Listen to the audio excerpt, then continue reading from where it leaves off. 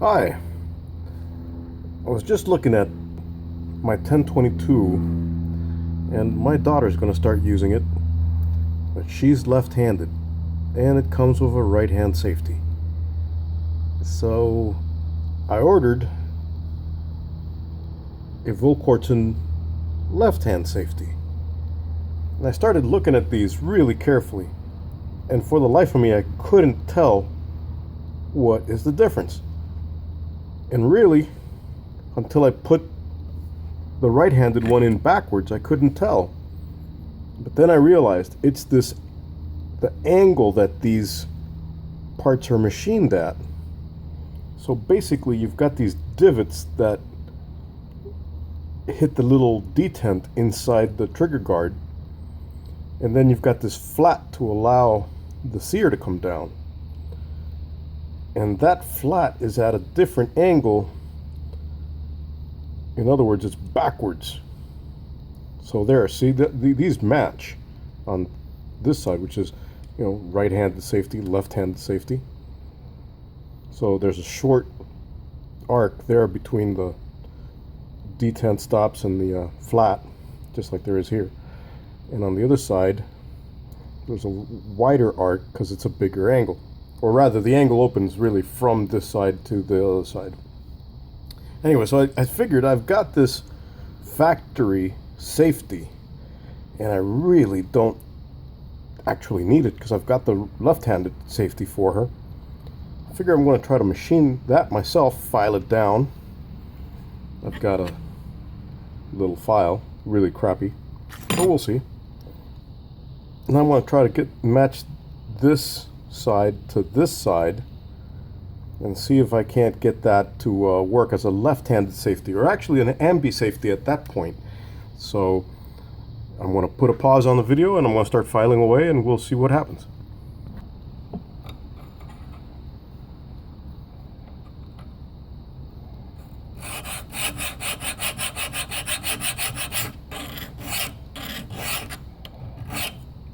Oh, this is going to take a long time.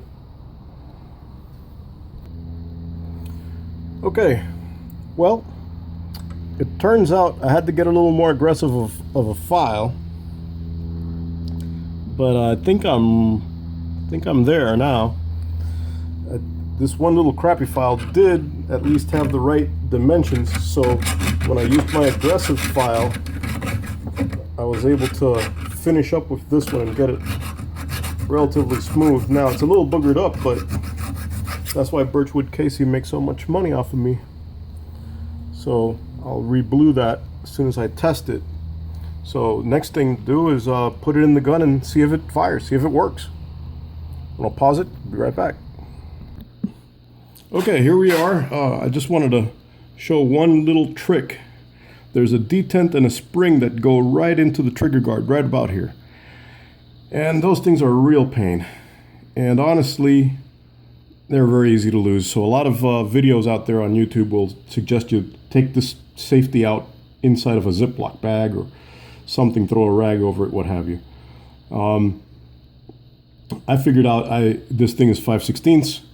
I had a bit that the outside dimensions were 5/16, and similar to what you would do with the detents on the takedown and pivot pin on an AR-15, you just hold it in there while you monkey around with this thing. And here's our left-handed safety. It's a little more difficult to get it in there now because it's got a lot less flat spot that you can play with. So you got to really, and I misjudged this one completely. Let's pause for a second. No, actually, it really wasn't that bad. I was able to just rotate it the way you normally would rotate it, so can't complain. Alright, so I'll show you what that looks like in a minute. Let me just adjust the tripod. Alright, so there's the new flat I made, nice and shiny until I blacken it up.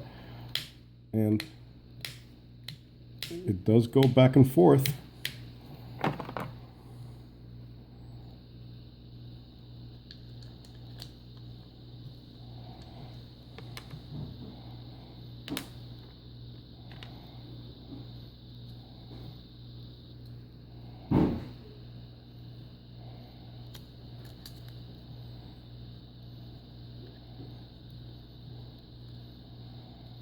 And just doing a quick test.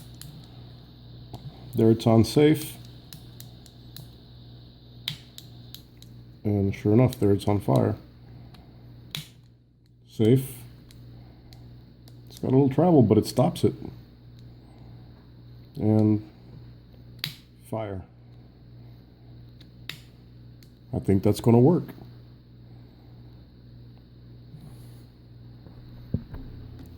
Okay, well, since that works, I'm going to use my little nut driver bit here. Oops.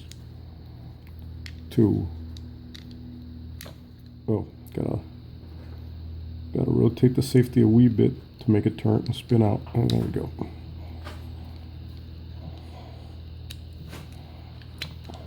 Okay, so there it is. Spring and detent captured by the nut driver. It's exactly 5/16. So let me show you how this looks. So I went about half the way into this, just into like the center of the actual cylinder here. So it looks like I've got an even amount of space here and here. And I really think this is an ambidextrous now. I mean, it will really go both right-handed and left-handed. So I think that's going to work. And just to show you, there's that dimension.